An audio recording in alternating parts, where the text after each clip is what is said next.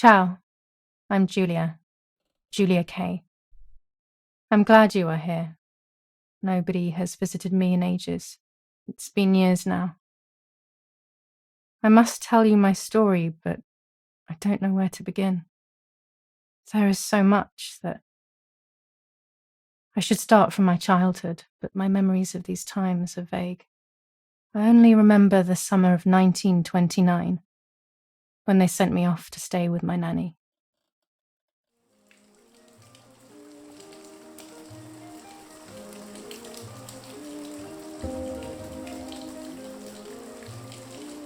Nanny, will you tell me the story of the White Lady? No, little sparrow, not tonight.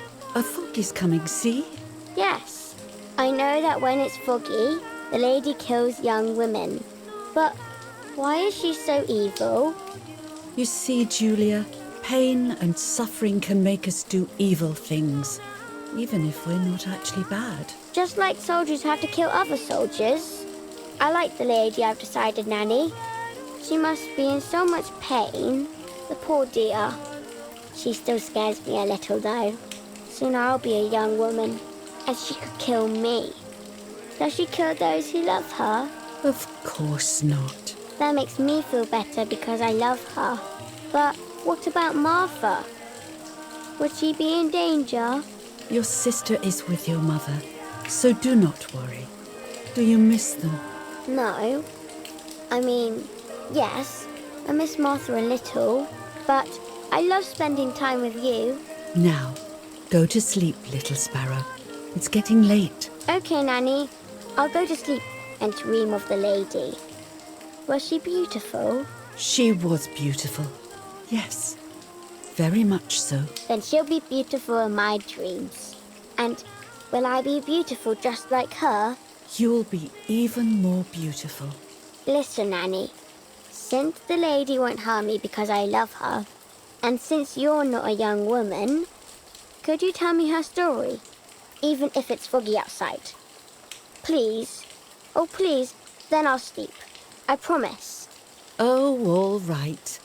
You always get your own way.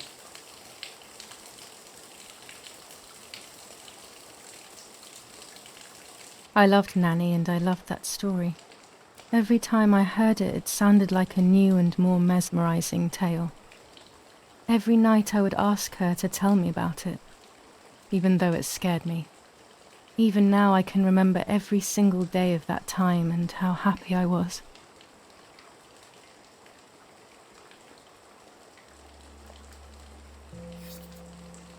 According to an ancient legend, the lakes of the area are haunted by the spirit of a young woman who was killed by the man she loved.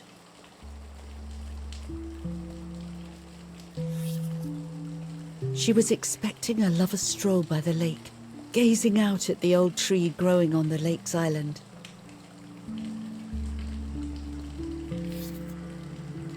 So much hope and desire, but death, not love, was awaiting her.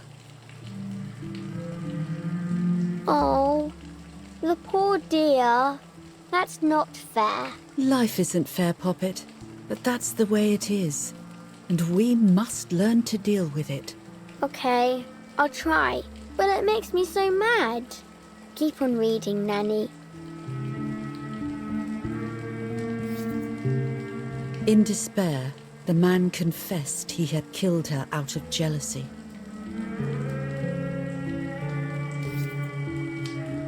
So he was hanged on the small island, in the middle of the very same lake where he had killed the girl.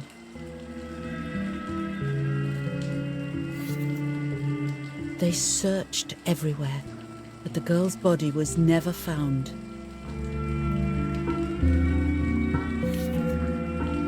Since then, her spirit, known as the White Lady, has been imprisoned in the depths of the lake. She grieves eternally for the loss of the man she loved. When fog arises, the White Lady is known to leave the waters of the lake and roam the woods, looking for her long-lost love in vain. Within the fog of dawn, hunters have claimed to hear the wailing of a woman in the distance. I'm a little scared of this story, even though I like the lady. Should I stop reading, my little sparrow? No, Nanny. Daddy always tells me that fear must be faced. Go ahead. Okay, honey.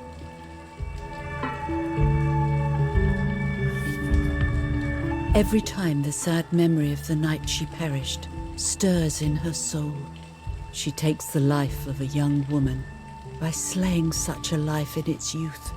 Even just for an instant, the lady feels free from the burden of her pain.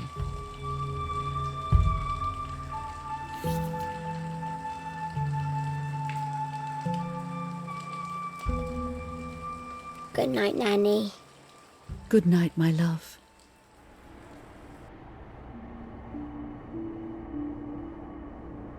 I spent almost 3 years with the nanny, but when I came home, I quickly forgot how to be happy.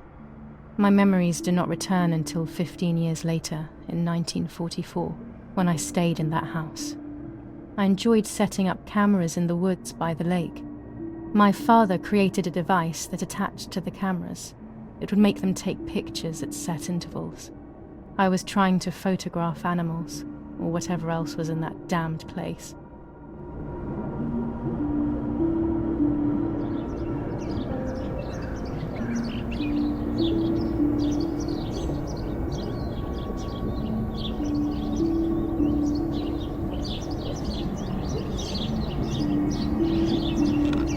Reel off the film.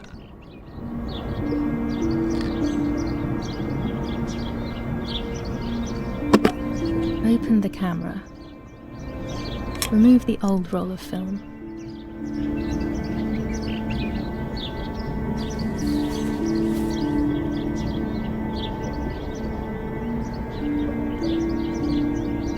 Put the new film in.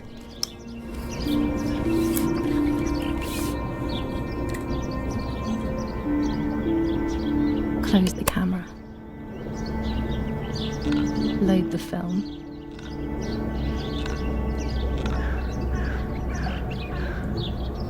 Activate the timer.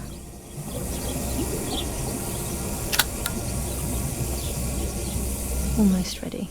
Now to bring the image into focus.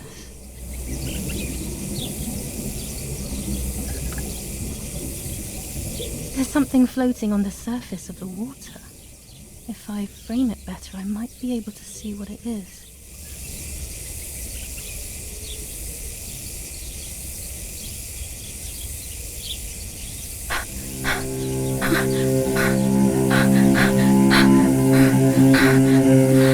What? Is that a person? I must help them.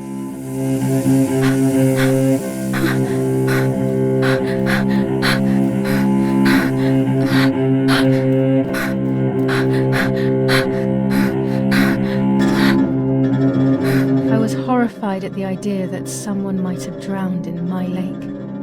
The lake was my world, where I would spend entire days daydreaming. I would lose myself in my thoughts, but that was a rude awakening. So terrible.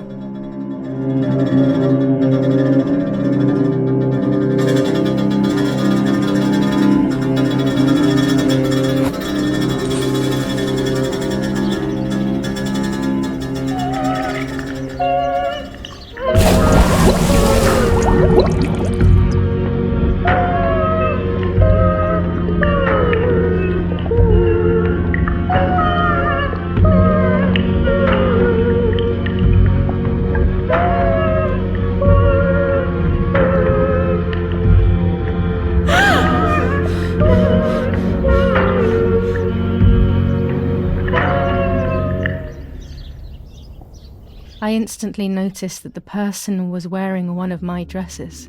I was scared.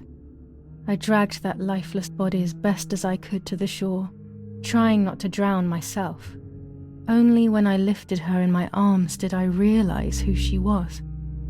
It was my sister, my twin, a part of me, dead. Impossible to comprehend. I was desperate. I didn't know what to do, or to think.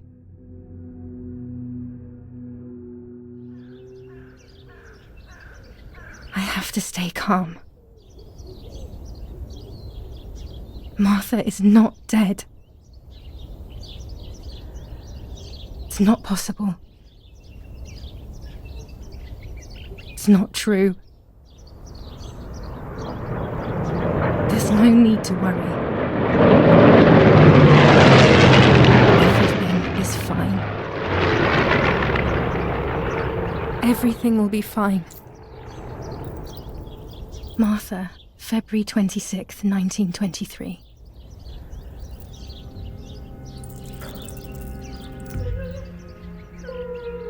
Is everything okay?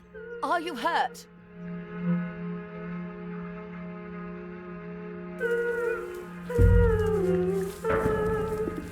What are you doing? Go, Eric, run! My parents ran towards me. My mother hugged me. She, who detested me, was now cuddling me. Her warmth filled me with life, and the pain became bearable. I felt protected. "Martha, are you okay?" she asked me, speaking slowly in order to let me read her lips. She thought I was deaf. She thought I was Martha. I didn't want the moment to fade, so I meekly nodded my head. I didn't realize I had done something that couldn't be undone. I would have to pretend to be Martha forever.